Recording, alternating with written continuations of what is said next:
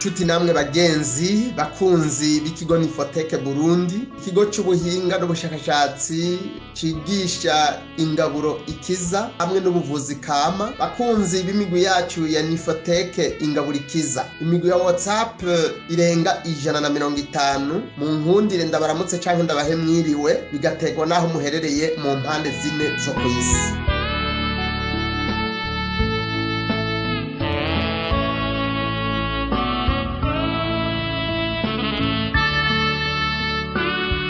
Ikiganiro mwagiteguriwe n'ikigo c'ubuhinga n'ubushakashatsi mu vy'ingaburo ibereye n'ubuvuzi kama Nifoteke Burundi, mukaba mugiye kugishikirizwa na jewe Alex Harimenshi, umunyeshure mu gisata ca Biomedical Sciences ku ndwara ya kanseri ku rwego rwa doktora.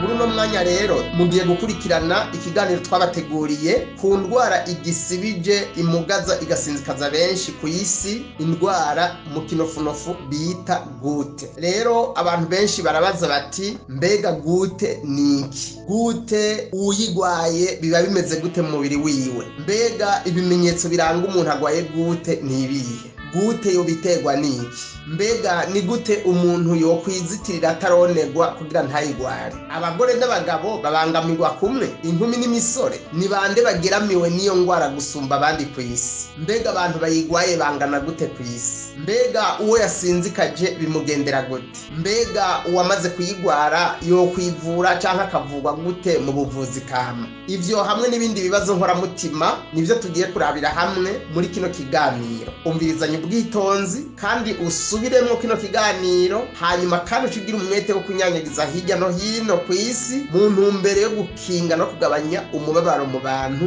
wifadikanije n'ikigo Nifoteke Burundi.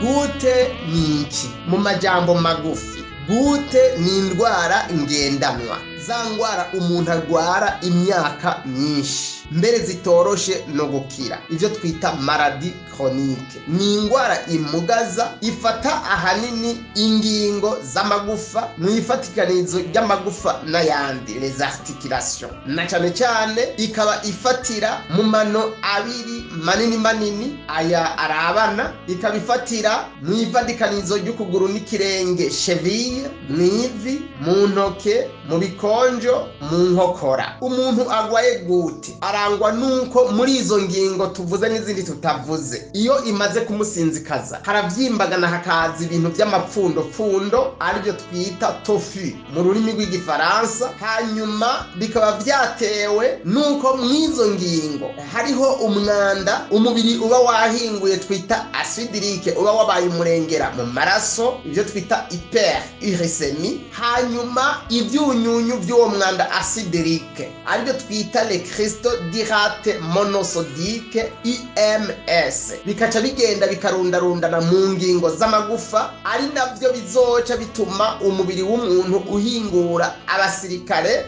baza gusangangura inyama canke amagufa vyarundarundanywemwo n'ivyo vyunyunyu bigize umwanda bita acide urique. Muri ayo majambo make nyene, ingwara ya gute rero ni ingwara ikunda kugwara abantu kuko baba bihereza imfungurwa n'ibinyobwa bitanga umurengera w'indemamubiri na cane cane ziva mu bikoko. Izo ndemamubiri zikaba zitanga ibintu twita lepurine, umubiri uza guhinguramwo acide urique. Aha twovuga nk'abantu barya inyama z'amoko atandukanye, zamara inyama zitukura les viandes rouges canke inyama zera les viandes blanches. Iyo tuvuze inyama zitukura tuba tuvuze inka, ingurube n'ibindi bikoko binini binini. Inyama zera tuba tuvuze ifi, ifi, inkoko n'amoko yabyo uko ari. Rero inyama hamwe n'amafi n'ibyahinguwe muri byo ni bimwe mu bintu bitera iyo ndwara ya gute. Ibindi biyitera ni inzoga zose iyo ziva zikagera, hamwe n'ibinyobwa bahinguye birimo isukari nk'amafanta yose, najya amaji canke imitobe bahingura barashizemo isukari, ugasanga mbere birimwo n'ubwoko bw'isukari twita fructose, nabwo umubiri ukoresha cyane mu guhingura acide urique mu mubiri wacu. Hanyuma kandi umuntu ashobora kurwara gute kubera bitewe n'izindi ndwara agwaye, ibyo twita gute secondaire. Aha twavuga nk'abantu bagwaye indwara y'igisukari, diabete sucre, indwara y'ivumbuka rirenze ry'umurindi w'amaraso, y'umutima, indwara za kanseri hamwe n'izindi ndwara. Abantu bagwaye indwara y'amafyigo yatakaje ubushobozi bwo gusohora imyanda mu mwanda mutoyi, insuffisance rénale chronique, barageramiwe cyane no kurwara indwara ya gute. Kandi iyo umubiri w'umuntu ugwaye umwumira kubera kutihereza amazi akwiye, déshydratation cellulaire, biba byoroshye ko umwanda bita acide urique uba umurengera mu maraso,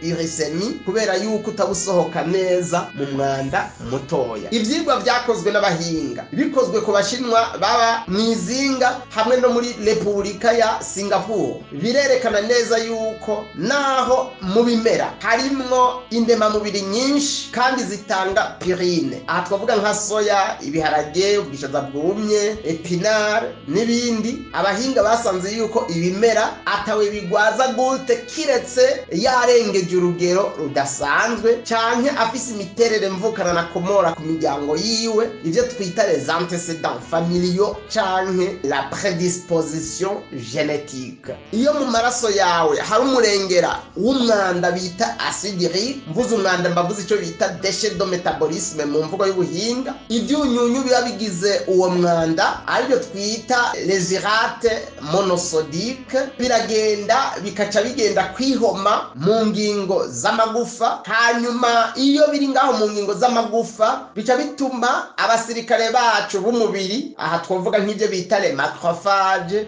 les fibroblastes n'abandi, baca batuma umubiri uhingura ubwoko bw'indemamubiri twita les cytokines, nk'akarabyo twita les interleukines. Hanyuma ibyo nivyo bica bituma umugwayi wa gute amagufa agenda arabungwa agasyagika, mbere no mu ngingo z'amagufa akavyimbagana cyane, n'uburibwe, ubushe aho mwizo ngingo z'amagufa ziba zaratewe n'uwo mwanda wa acide urique, ku rwego rwaho mbere nyene gusinzikara atabakiva n'ahari, atabagitambuka, atabakigendagenda. Ivyigwa vyakozwe n'abahinga bigashirwa habona mu mwaka w'ibihumbi 2017 vyerekana yuko muri leta z'ubumwe za Amerika honyene abantu bagwaye indwara ya gute ku mwaka ari 8,300,000, mu gihe mu bihugu vy'Iburaya ari 14,000,000 ku mwaka. Ku isi yose naho 1,41,200,000 bagwaye indwara ya gute. Urashobora kwibaza rero ati none iyo umuntu agwaye indwara ya gute mu mubiri wiwe biba bimeze gute? Ivyo twita la physiopathologie. Iyo mu maraso y'umuntu habaye umurengera w'umwanda umubiri wahinguye acide urique,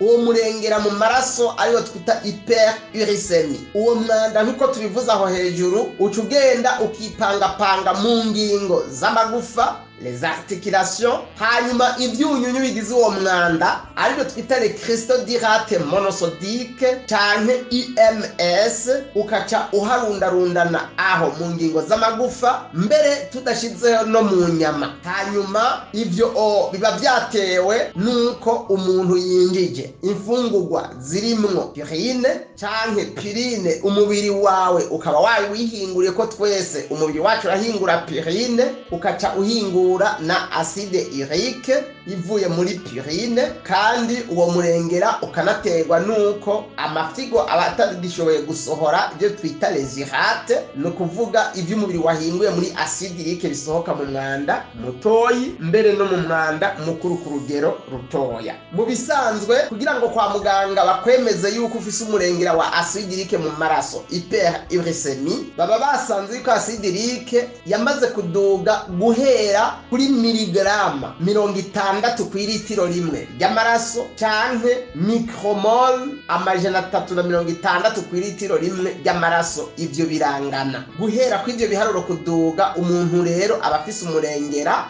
wa acide urique mu maraso. Niho acide urique ikigenda kwinyegeza mu ngingo z'amagufa, les articulations, hanyuma igatangura kuhonona. Ariko kandi hari ivyigwa vyakozwe ku bantu bashika 19,000 bari bafise umurengera wa acide urique mu maraso, hyperuricemie, urenga kure miligrama 100 kw'ilitiro rimwe ry'amaraso. Ntibari bagwaye gute.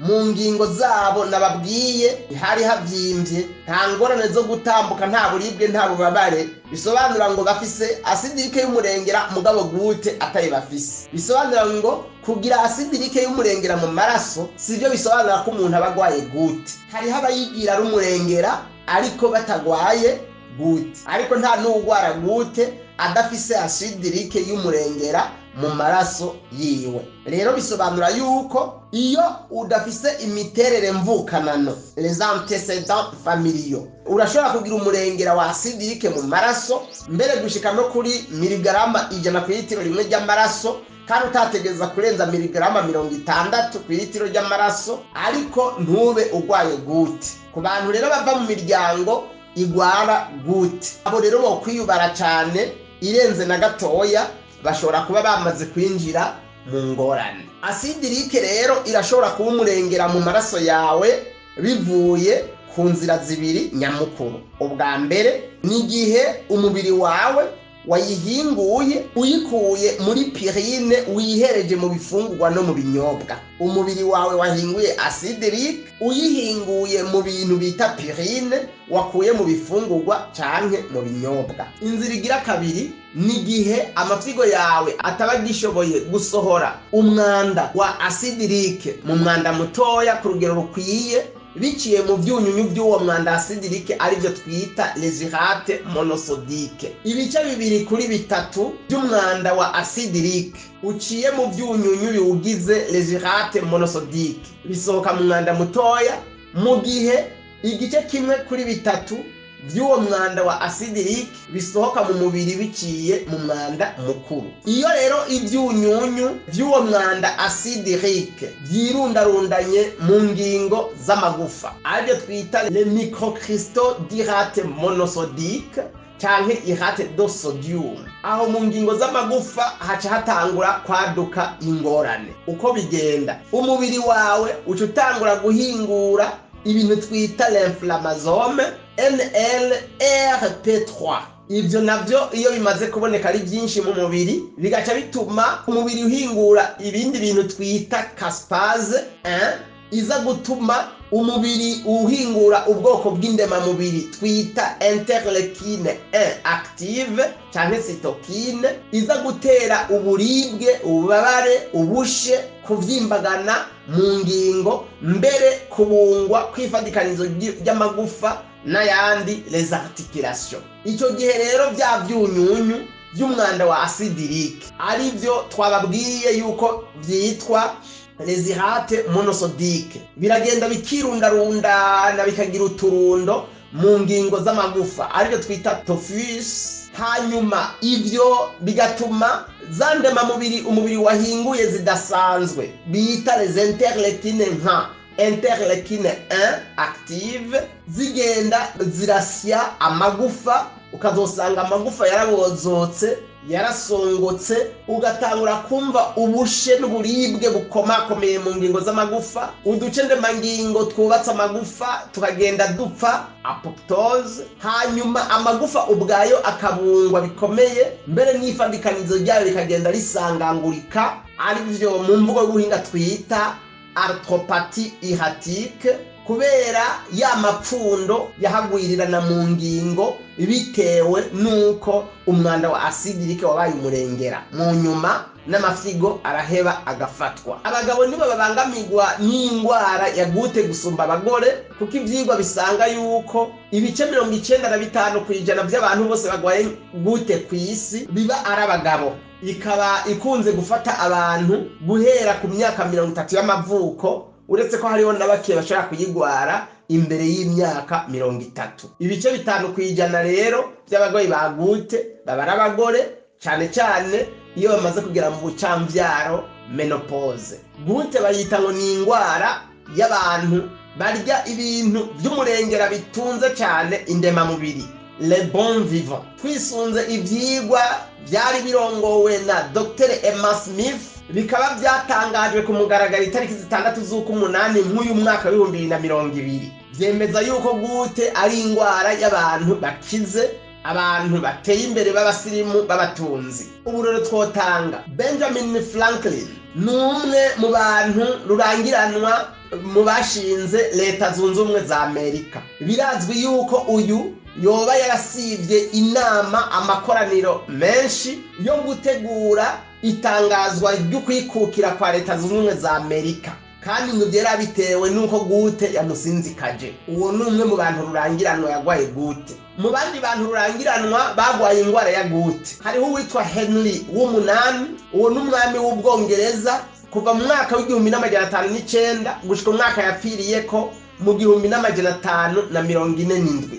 Arico gituma iyi ngwara ya gute bahavuye bayitazira ngo ni maladie de roi, ni ingwara y'abami, kubera yuko baba bafise ibyo bihereza bibi byonona amagara gusumba abantu b'ubuzima buciriritse. Ndabibutse ko muri Amerika honyene hari abagwayi barenga 8,300,000 ku mwaka bagwaye ingwara ya gute, mu gihe mw'isi yose hari abarenga 41,200,000 bagwaye ingwara ya gute kandi yabasinzikaje, nk'uko ivyigwa byashizwe ahabona mu mwaka wa 2017 byavyerekanye. Nk'uko ishirahamwe ryitwa Goats and Uric Acid Education Society rivyerekana, muri Amerika mu mwaka w'2015 hari 8,300,000 by'abagwayi ba gute, kandi i Buraya hari 1,14,000,000 z'abagwayi ba gute. Ni ibihe bimenyetso none wofatirako kugira ngo wowe umenye ko ugwaye gute, utangure kwikeka ko uyigwaye, cyangwa umenye ko uwo mubana, umugenzi, inshuti, umubanyi wo mukorana ku kazi yoba agwaye gute? Iyo ingwara ya gute itaragusinzikaza, phase aiguë, iyo ibintu bicoroshe bikigendeka umugwayi atararemba cyane, ariho ibimenyetso bimubonekako. Biba bitewe nuko mu maraso yiwe habaye umurengera wa acide urique, hyperuricemie, hanyuma acide urique ikakigenda ikirundarundanya mu ngingo z'amagufa, les articulations, biciye mu byunyunyu biyigize biharundarundana twita le cristaux d'hydrate monosodique, IMS. Hanyuma catangura kumva ibimenyetso nko kwamarushe, astenie, kwama yumva umenga agwaye grippe kandi atariyo, étape pseudo-grippale, akameneka umutwe, le céphale, atteinte inflammatoire articulaire, mu ngingo z'amagufa ukumva umengo hariyo umuriro, ububabare bwinshi, mbere no mu ngingo z'amano abiri aya makuru makuru hakavyimbagana kandi hakwakayo umuriro, ibyo twita podage. Abahinga rero bakemeza yuko ibi byo kuvyimbagana no kumva umuriro mu mano abiri makuru biboneka ku bice biri hagati ya 56 gushika 28% by'abagwayi bose ba gute. Bisobanura ko ariho hambere wobirabira. Uburibwe, ubushe mu ngingo z'amagufa bukunda kumvikana cyane cyane mw'ijoro, bugenda buhera, bugenda bugaruka, buhera, bugenda bugaruka, buhera, bikajyanira mbere no kugira umuriro mwinshi mu mubiri mw'ijoro. Ikindi kandi ibice 75% by'abantu bagwaye ingwara ya gute usanga bavyimba umubiri mu kirenge, uhafyonze hagasigara ikinogo, les odèmes, ukumva y'umuriro, uburibwe, hagatukurira n'ibindi. Ivyo ni ikimenyetso cerekana yuko hariyo ivyunyunyu byarundarundanye muri bivuye mu mwanda wa acide urique, le cristaux d'hydrate monosodique. Umuntu kandi atararemba mugabo agwaye gute aragira uruhagarara, kumva buza amahoro mu mubiri, akabura itiro mw'ijoro, akazara byuka atabiteguye kandi atagiye ku mwanda mukuru canke mutoyi, umuriro uraduga mu mubiri ukagera ku madogre 38 y'ubushuhe canke kuduga gato, akabiragira ivyuya, umutima yumva uri kuratera cyane, indihaguzi z'umutima byo twita tachycardie, akumva aguwe nabi mu mubiri wose muri rusange, abuza amahoro. Ariko iyo imaze kugusinzikaza rero, icyo twita gute chronique, amafigo arafatwa akagwara, kandi ibice biri hagati ya 10 na 30% by'abagwayi ba gute imaze gusinzikaza usanga amafyigo agwaye mu buryo cyangwa ubundi. Nk'akarorero ugasanga mu mwanda mutoya utembera usohoka mu mafyigo hari maremye udutete tumeze nk'umusenyi twibumbabumbye tuvuye mu byunyunyu bigize acide urique, bimwe nababwira twita les hydrates monosodiques.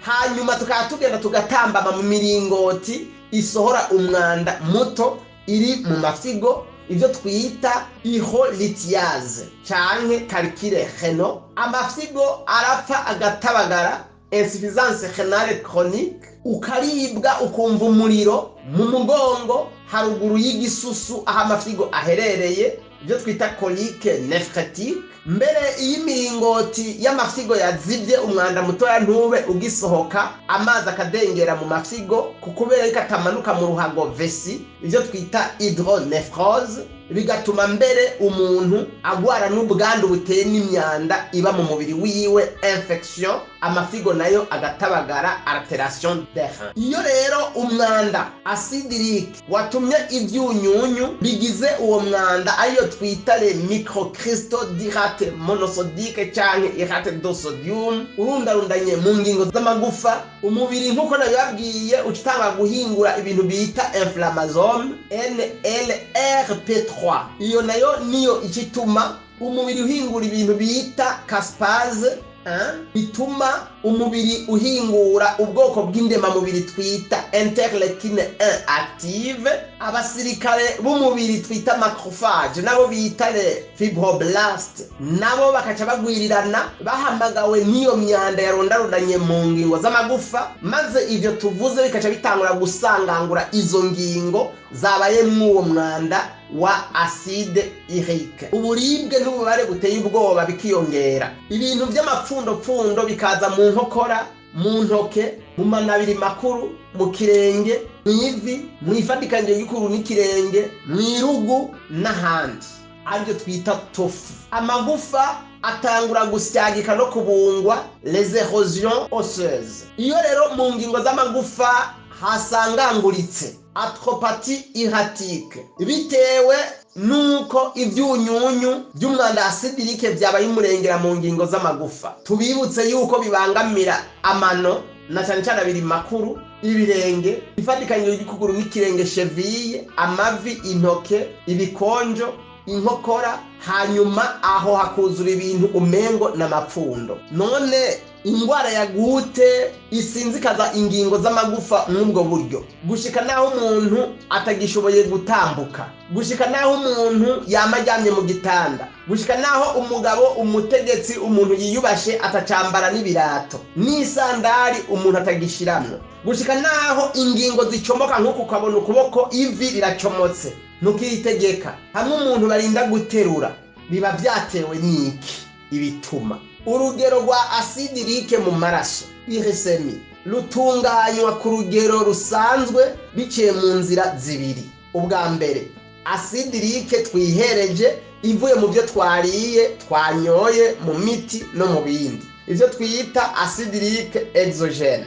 Hakaba na acide urique umubiri wihingurira, acide urique endogene. Ku bijyanye na acide urique dukura hanze y'umubiri iva mu bituma bikurikira: alimentation azotée, ni ukuvuga ni imfungurwa zitunze cyane indemamubiri, proteine, na cyane cyane ziva mu bikoko, inyama zitukura zose, les viandes rouges, les volailles, ibintu biguruka, inkoko, inyoni n'ibindi, amafi y'ubwoko bwinshi butandukanye harimo n'amasaradini nk'akarorero, imikeke, les fruits de mer, n'ubundi bwoko bw'amafi n'ibindi bikoko bitandukanye biribwa biba mu mazi, amata y'inka n'ibyayahinguyemo nk'amafromage n'ibihinguwe muri ibyo byose tuvuze, ibinyobwa byose birimo alcool hamwe n'isukari, byose biratuma umubiri wihingurira acide urique y'umurengera. Naho acide urique ubwayo itabirimo ibyo binyobwa, ariko umubiri mu gihe uriko urahingura iyo nzoga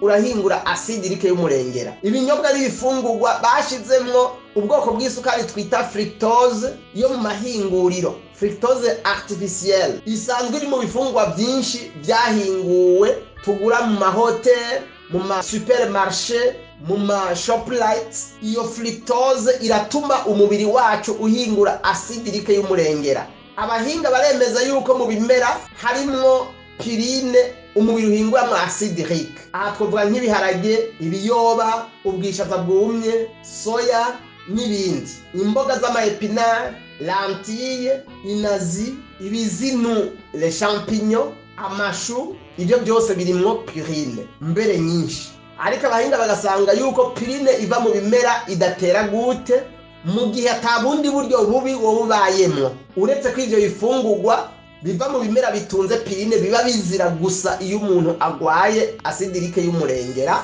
amaze kugwara gute. Ibice 35% vya pirine izovamwo acide urique ihinguwe n'umubiri biba vyavuye mu bifungurwa no mu binyobwa twihereza. Bisobanura ko ibice bishika 65% vya pirine ari iyo umubiri uba wihinguriye ariko bidafitanye isano n'ivyo twihereje birimwo pirine.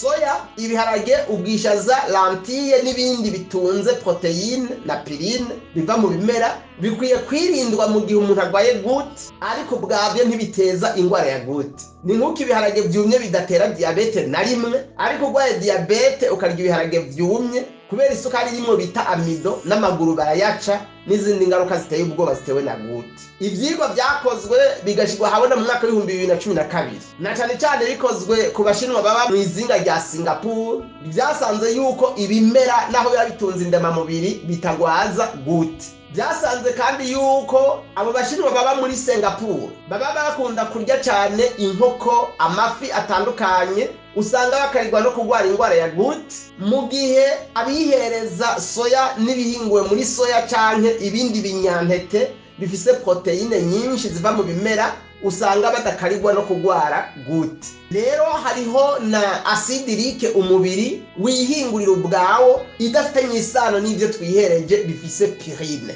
acide urique endogene. Ibice 65% vya pirine umubiri usabwa gusohora buri munsi nivyo umubiri uba wihinguriye igihe haba hari uduce ndemangingo tw'umubiri twapfuye, ivyo twita apoptose canke mort cellulaire. Mu bisanzwe azote canke proteine ibiri mu duce ndemangingo tugize umubiri w'umuntu twose, cellule, niyo ibigize ibintu twita les acides nucléiques nka ADN, ARN, ikaboneka mu byo twita adéine, guanine, xanthine, mbere ikabigize n'ibyo twita caféine, théophylline n'ibindi.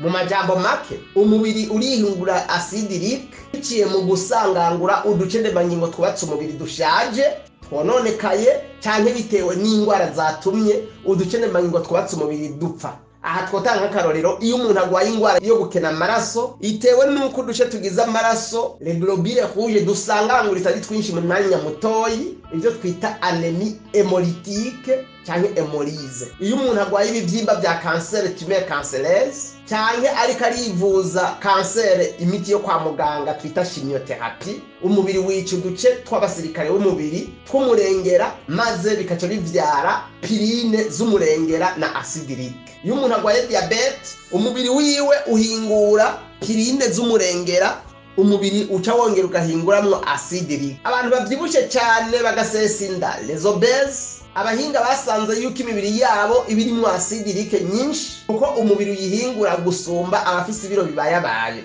Kuvyibuha by'umurengera rero ugasesa inda, obésité, bituma amahirwe yo kugwara ingwara ya gute yiyongera inshuro 2 na 3 gusumba abantu batavyibushe cyane ngo basesa inda. Umuntu aranagwara gute kubera amafyigo agwaye.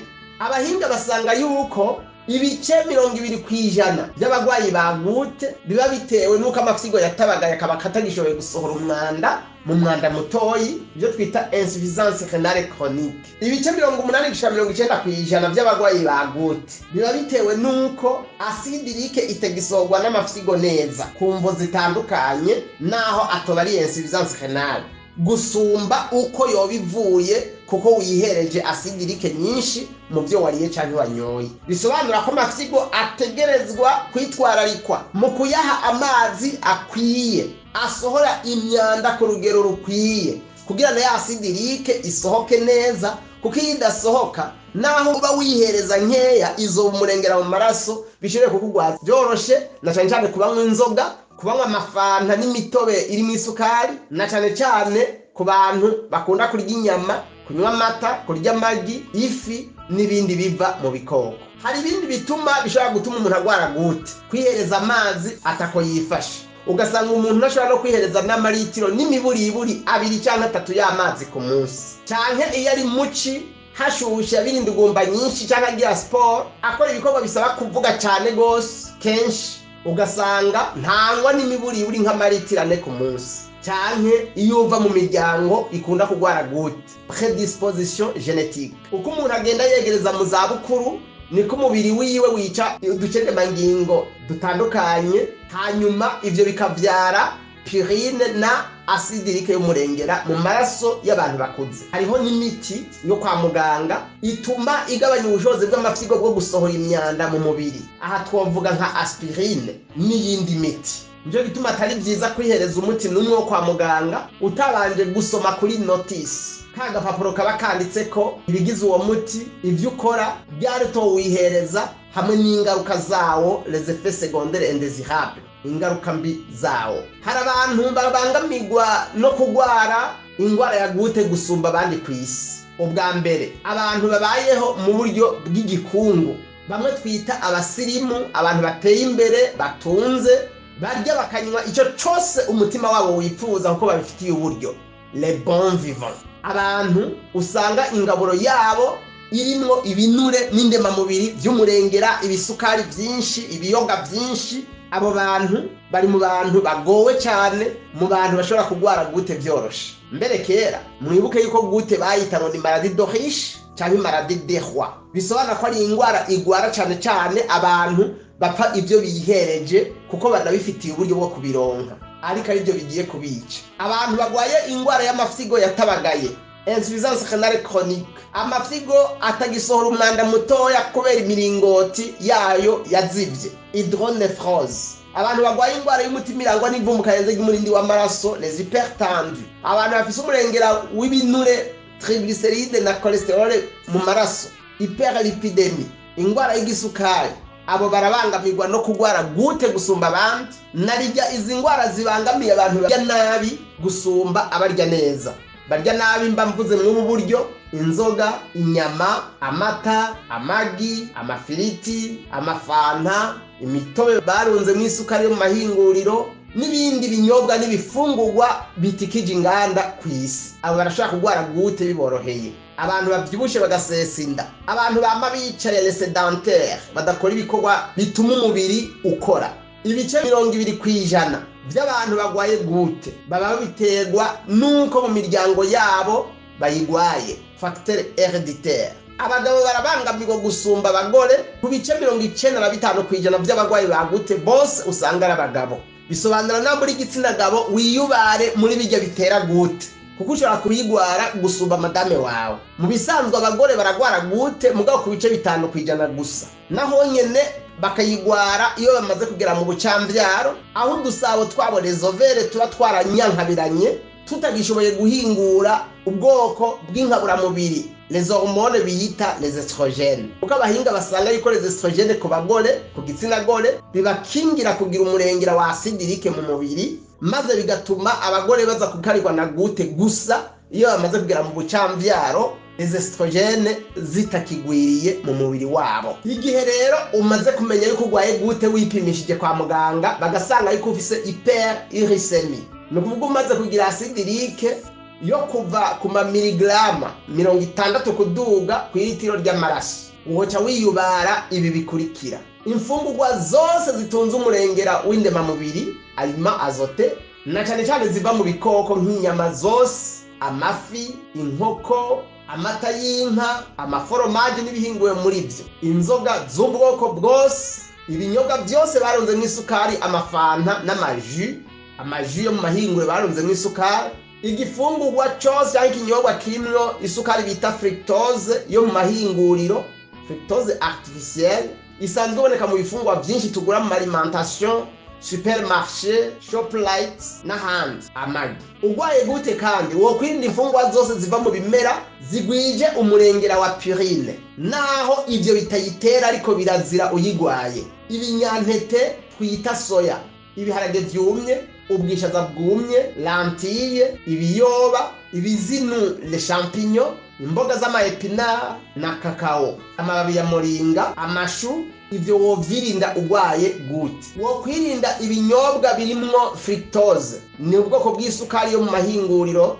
aya maji badandaza mu mabutike, mu alimentation, mu shoplight, supermarché, amafanta yose, ibombo, imfungwa turya mu mahoteli no mu maresitora bita fast food, amababi ya moringa n'amababi y'imyumbati bita isombe. Ubu rero uragwaye acidic mu mano abiri makuru, mu ntoke, mu gikonjo, mu nkokora, mu mavi, mu irugu, mu ifadikanyo ry'ukuguru n'ikirenge n'ahandi haravyimbaganye n'ibipfupfuri, canke ivyo ntibiraba mugabo urafise bya bimenyetso by'ibanze biranga ko umuntu arwaye acidique y'umurengera mu maraso, hyperuricemie, kandi kwa muganga baratoye ko acide yawe irike ifise ibiharuro biri hejuru y'ibisabwa. Ukaba ukeneye rero gusohora uwo mwanda wa acidique n'ibyunyu byayo irate monosodique ibiciye mu mwanda mutoyi. Wobigenza gute? Hari imiti itatu wokwihereza, imiti kama, kugira ngo igufashe gusohora ku rwego ruhambaye kandi n'ingoga imyanda ya acidique y'umurengera mu maraso no kuyikura mu ngingo zawe z'amagufa aho yagagiranye, bikaba yatumye ubabara, wumva ubushe, uvyimbagana mu ngingo, hakaza ibintu by'ibipfupfuri. Umuti wa mbere, jus diurétique, ni umutobe wihinguriye wewe ufasha mu gusohora ubucafu mu mwanda mutoyi. Uwo mutobe ugizwe n'ibi bikurikira: concombre zitatu nini nshasha zigereranye, seleri nk'agafungo kamwe, nk'amagarama 250 ya seleri, indimu zitatu nini zigereranye zitayumbiranye, ibiyiko bibiri bijya barisha bya gingembre wakubye kuri râpe carotte ikaza imeze nk'isombe zisekuye, gingembre râpe, intete 30 za tungurusumu wakuye ko tujya dushishwa twinyuma. Ivyo gukatagurwa utarabikatagura, ivyo gukuba kuri râpe carotte utarabikuba, banza ubironge neza mu mazi asanzwe, ucubirongorora mu mazi abize, eau bouillante akiva ku ziko. Katagura ivyo byose twavuze aho hejuru bigize uyu muti, no kuvuga concombre, celery, indimu, hanyuma concombre uce uyikuba kuri râpe carotte, byose uce bivanga na tungurusumu, hanyuma ivyo byose tuvuze bishire mu kamashini kawe gakanya umutobe, extracteur de jus, hanyuma uce ukanya umutobe w'ugo ruvangatirane kwa concombre zitatu, w'agapfungo ka celery, indimu zitatu, ibiyiko bibiri bya gingembre ikuvye kuri râpe carotte na za ntete 30 za tungurusumu. Hanyuma uwo mutobe ukiwukanya uce uwunyweraho. Menya neza urashobora kunywa uwo mutobe inshuro 2 ku munsi mu gihe wowe ufise frigo. Ariko udafise frigo, ibi bintu byose tuvuze uca ubigaburamwo kabiri. Umugabane umwe kawukora mu gitondo, uwundi kawukora inyuma y'umuhingamo. Kuko ukoze umutobe ukawubika utari muri frigo, uza kunywa bwa kabiri uza kunywa wapfuye kera. Uwo n'umuti wa mbere. Umuti ugira kabiri n'amazi arimo indimu au citron. Ku muntu akuza gwaye gute, yonywa amaritiro 3 y'amazi guhera mu gitondo ushaka umugoroba, ariko muri buri litiro agakanyiramwo indimu 2 nini nziza, akaca yihereza, ariko ntayanywe ariko arafungura, akayanywa nk'iminota 30 canke irenga imbere yo gufungura. Yafunguye akarindira hagaca amasaha 2 canke arenga kugira ashobore kunywa ayo mazi yiwe. Uwo n'umuti ugira kabiri. Umuti ugira gatatu, umugwayi wa gute ariko iyo miti ibiri ya mbere yo kwibanda kunywa umutobe akanye mu byamwa biva umutobe, les agrémines nka imicungwe, mandarine n'ibindi, kandi yonywa umutobe yikanye wenyene muri pastèque. Uwo mutobe uburi mw'ivyunyunyu bifasha mu gusohora umwanda wa acidique, mbere na bya bipfupfuri bikaca bigenda bigabanuka, ikiringo kikazotegwa n'umuti wafashe, ingaburo yawe ukuntu yifashe, hamwe n'aho ingwara yari kugejeje, ikiringo womara uri kurivura iyo ngwara ya gute. Iyo miti yose uko ari 3 uyitanguriye rimwe, uriko uribuza bya bifungwa na bya binyobwa twavuga bibangamiye abagwayi ba gute biraho hejuru, uwo bifata mu kiringo kiri hagati y'amezi 6. Ariko icitonderwa, ni byiza yuko imbere yo kutangura kwivura uba wabanje kwipimisha kwa muganga, aho gufatira gusa kwa bijya bimenyetso twavuze aho hejuru, kuko hariho n'izindi ngwara usanga zibitera ariko atari gute. Nk'akarero iyo umuntu arwaye ingwara bita polyarthrose, ni igihe mu ngingo z'amagufa habyimbagana ukumva y'uburibwe bukomeye mugabo atamurengera wa acidirike ufise mu mubiri, amagufa akanabungwa mu ngingo zayo. Ico gihe ugira ibimenyetso nk'iby'umugwayi wa gute ariko kandi atagute ugwaye. Ico utagira gusa n'ibipfupfuri bicundeba nk'umugwayi wa gute yaremvye, nivyo utagira, ariko ibyo kuvyimba mu ngingo, kudatambuka, uburibwe, ubushe, byose ubigira nk'ujya ku mugwayi wa gute. Bisobanura rero yuko umaze kumva bijya bimenyetso ntuce utanga gufata umuti ucuja ku bitaro ukipimisha ubwa mbere acidic kugira bakurabire, mbere bishobotse ugaca no muri radio bakaraba yuko mu ngingo z'amagufa hoba hari imyanda yarundarundanyeyo, kuko muri radio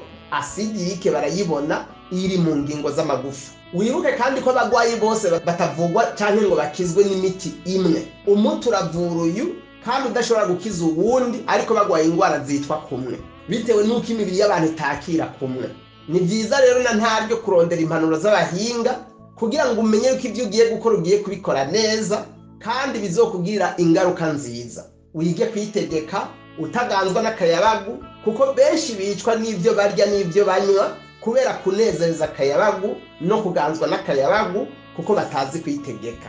Umuganga Dr Georges Pamplinaroge mu gitabo cyiwe Croquer la vie des aliments qui préviennent qui guérissent yavuze ngo l'homme est le seul être vivant qui détruit volontairement sa santé par des substances toxiques. Mu byaremwe byose bihema, umuntu niwe kiremwa cyonyine cisambagurira ko umubiri wacu kibyihitiyemwo mu kwihereza ibintu bikora nk'ubumara bimwonona.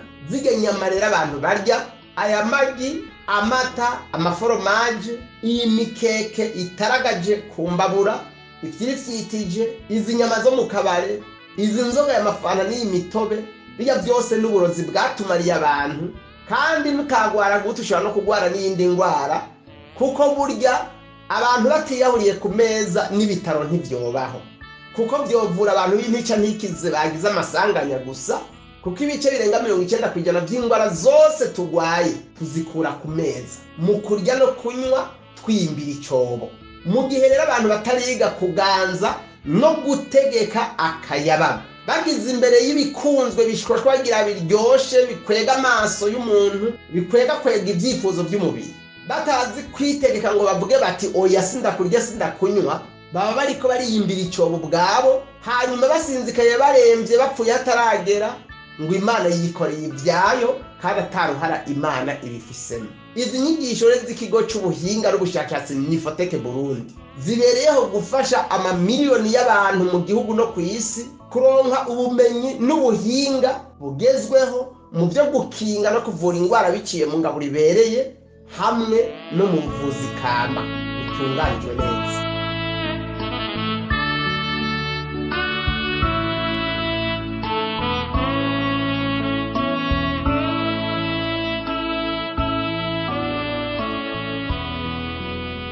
Inshuti namwe bagenzi bakunzi w'ikigo Nifotech Burundi, aha niho ikiganiro cacu kigarukiye. Hanyuma wewe uronse kino kiganiro urasabwa no kukinyanyagiza hirya no hino mu nshuti, mu babanyi, mu bagenzi, mu bo mukorana ku kazi, kugira ngo ubu butumwa bwiza bushobore gufasha mu gukingira no kunagura amagara y'abantu ibihumbi byinshi. Mushobora kandi no kwironkera n'ibiganiro vyacu biciye mu gukurikirana neza ibiganiro bitangwa buri munsi mu migwi ya WhatsApp y'ikigo Nifotech Burundi irenga 150 yigisha ubuhinga bwo gukinga no kuvura indwara biciye mu buvuzi kama hamwe no mu ngaburo ibereye, kandi ibyo biganiro mukabironkera kandi mukabitangira ubuntu, kandi murashobora no kwironkera mbere mukizigamira n'ibiganiro byacu byo mu buryo bw'ama audio n'amareresi video biciye mu gukurikira iki kiraro link muhabwa buri munsi mu migwi yacu ya WhatsApp yigisha ubuvuzi kama n'ingaburo ibereye, hanyuma mukaca muronka ivyo biganiro kandi mukabizigama mubisanze kuri YouTube umwanya wose muba mubikeneye, kandi mugaheza mukabisabikanya n'abandi. Kubifuza naho gufashwa ku bibazo byabo by'amagara, ari ibibazo byabo bwabo canke ibibazo byabo bagwaje bari mu gihugu cy'u Burundi canke mu kindi gihugu icyo cyose cyo kw'isi biciye ku buhinga bwa WhatsApp, mushobora kuturonka biciye kuri WhatsApp yacu ikurikira: akamenyetso ko guteranya 257 79 666 439. Mwari kumwe na jewe Alex Harimenshi, umunyeshure mu gisata ca Biomedical Sciences ku ndwara ya kanseri ku rwego rwa doktora. Mubandanye kugubwa neza.